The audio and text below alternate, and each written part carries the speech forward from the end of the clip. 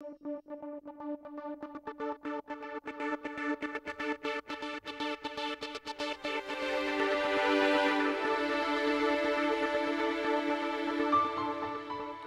confirmed number of coronavirus cases in Los Angeles County comes to 1,226,596.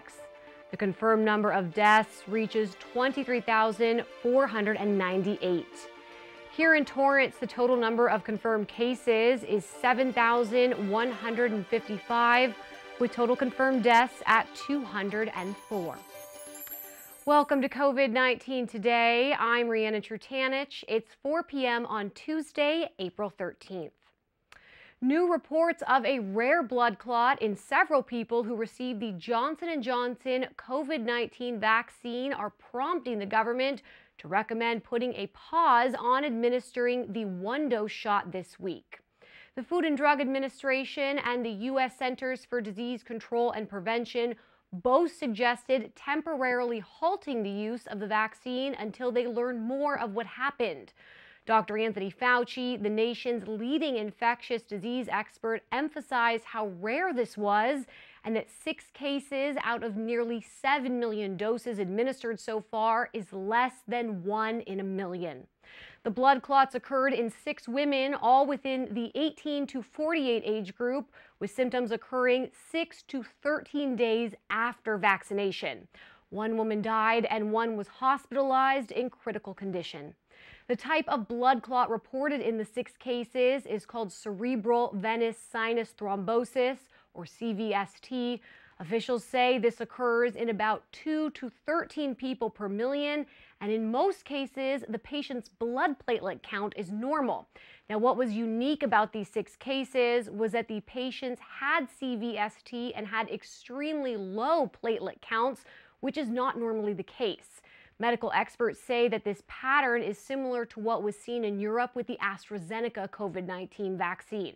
J&J officials released a statement today saying they were reviewing the cases with European health authorities and has decided to delay the rollout of its vaccine overseas. The CDC's Advisory Committee on Immunization Practices will hold a meeting tomorrow to analyze the cases. The FDA says it will review the committee's analysis as it also investigates. The CDC says so far, 6.8 million of the J&J vaccine doses have been administered in the U.S., with close to 9 million more on its way to the U.S. The Los Angeles County Department of Public Health also announced, out of an abundance of caution, the county would pause the use of the Johnson & Johnson vaccine. Vaccine providers in the county will contact patients and reschedule them or provide a new appointment for a Pfizer or Moderna vaccine. Officials say the reaction of the blood clots are extremely rare and should not discourage others from getting the COVID-19 vaccine. The county's public health director, Dr. Barbara Ferrer, says while the daily COVID-19 case rates continue to decline, data shows a stark gender gap in mortality rates between men and women. As of April 10th, the death rates of females was 153 deaths per 100,000 women, while the rate among men were nearly double, with 289 deaths per 100,000 men. And Black and Latino men are experiencing higher rates of mortality than Asian and white males. Men are also being vaccinated at a slower rate than women. As of April 4th, data shows that only 30% of the men in Los Angeles County have received at least the first dose of a COVID-19 vaccine, compared to 44% of women who have been inoculated. Now, officials say people who receive the J&J vaccine within the last 3 weeks should monitor for symptoms such as severe headache, abdominal pain, leg pain, or shortness of breath, and should seek medical care immediately experiencing any of those symptoms. The city of Los Angeles is now vaccinating anyone 16 and older. Appointments are available under the healthcare provider Carbon Health. Of the 3 vaccines currently available in the U.S., Pfizer is the only one authorized to use for patients as young as 16. This week, Los Angeles is expected to receive 60,000 doses of the Moderna vaccine, 56,000 doses of the Pfizer shot, and 15,000 Johnson & Johnson single-dose vaccines, although the J&J shots have been put on hold for now. In total, city vaccination sites will have the ability to administer more than 130,000 doses to residents, with 60,000 of them being first dose appointments and 70,000 second doses. These will be available across 9 permanent vaccination sites, including Cal State LA, Dodger Stadium, USC, Pierce College, and other city-run sites. The news comes just 2 days before the state officially opens up eligibility for anyone 16 and older. The city of Torrance announced appointments are available for tomorrow's vaccine clinic for anyone 50 and older. The Moderna vaccine clinic will take place at the Ken Miller Recreation Center from 11 a.m. until 2:30 p.m. and will be limited to those who meet the current age or eligibility requirement. While appointments are required, interested persons do not need to be a Torrance resident to sign up. To register, you must email kwand@torranceca.gov with your full name, email address, and telephone number. Homeowners in Los Angeles County may get some financial relief soon thanks to the recently launched Mortgage Relief Program. The $5.5 million program includes free foreclosure prevention counseling, which is required in order to qualify for the program, as well as up to $20,000 to help offset late mortgage payment. This program is in partnership with the LA County Board of Supervisors, the Neighborhood Housing Services Center for Economic Recovery, and the Department of Consumer and Business Affairs. Qualified applicants include property owners who've experienced financial hardships due to the pandemic between March 1st, 2020 to December 31st, 2021. LA County Supervisor Janice Hahn said, like many others, property owners have been struggling through no fault of their own. We designed the Mortgage Relief Program to deliver urgently needed economic relief and counseling services to property owners in the county. You can go to nhslacounty.org/mortgage relief program or call 888-895-2647. The U.S. Centers for Disease Control and Prevention shared updated guidance suggesting that wiping down surfaces with just good old soap and water once a day may be enough in most cases to protect against the spread of COVID-19. CDC Director Dr. Rochelle Walensky spoke at the White House COVID-19 response team briefing recently, saying disinfection is only recommended in indoor settings, schools, and homes where there has been a suspected or confirmed case of COVID-19 within the last 24 hours. She went on to say, while the novel coronavirus can still land on surfaces like countertops, doorknobs, and tables, the risk of transmission remains low. Cleaning products that contain soap or detergent reduces germs on surface by removing contaminants and may also weaken or damage some of the virus particles, which decreases the risk of infection from surfaces. The CDC still recommends businesses and people clean high-touch surfaces daily, including things like shopping carts, tables, doorknobs, light switches, handles, stair railing, elevator buttons, desks, keyboards, phones, toilets, faucets, and sinks. Dr. Walensky added that transmission of the virus can also be greatly reduced by continuing to wear face coverings correctly and by regularly washing those hands. A Hollywood icon and popular destination to watch movies on the big screen won't be reopening after all. Pacific Theaters, which operates the ArcLight Theaters and the historic Cinerama Dome in Hollywood, as well as the multiplexes at the Grove and the Americana shopping malls, are among the nearly 300 screens in California that will be shutting their doors permanently. Pacific Theater representatives said in a written statement that this was not the outcome anyone wanted, but despite a huge effort that exhausted all potential options, the company does not have a viable way forward. While Los Angeles County recently expanded its indoor movie-going capacity to 50%, It remained closed for more than a year as the county struggled to move through the colored tier system due to continued high levels of COVID transmission. The company thanked its employees, guests, and members of the film industry for their support through the years. As several holidays approach in the coming months, one company is taking measures to help prevent large gatherings from taking place. Airbnb, the short-term rental giant, announced plans to block one-night bookings over the July 4th weekend to curb parties across its platform, a move that could help avoid another major spike in COVID-19 cases over Independence Day weekend. This initiative is part of Airbnb's Summer of Responsible Travel, which includes increased safety and cleanliness practices, 24-hour support for hosts, and discounts on noise detection devices to help hosts be more aware of large crowds on their property. The Airbnb Party and Events Policy page says the party ban will remain in effect indefinitely.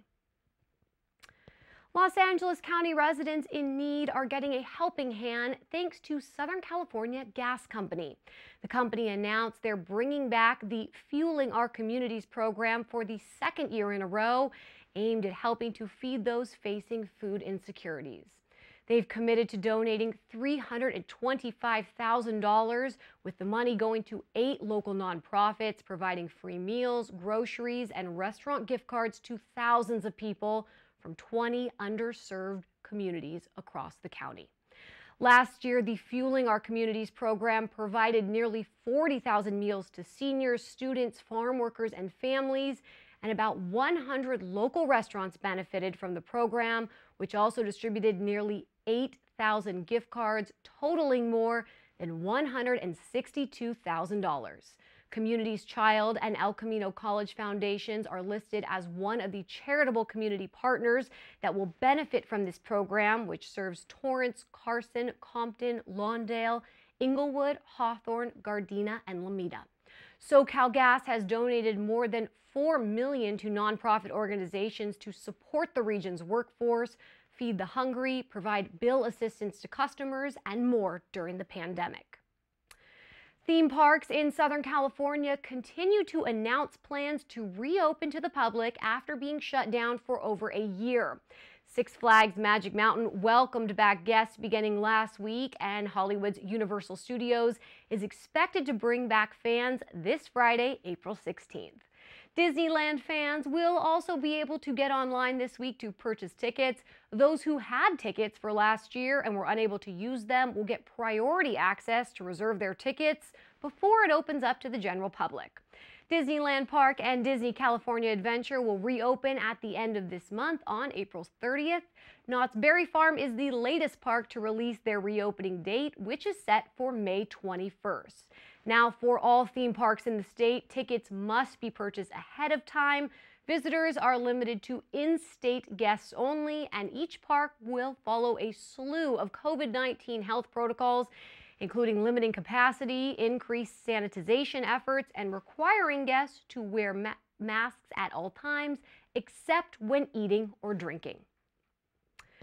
Millions of Californians will now have more time to enroll for the state's healthcare network, Covered California.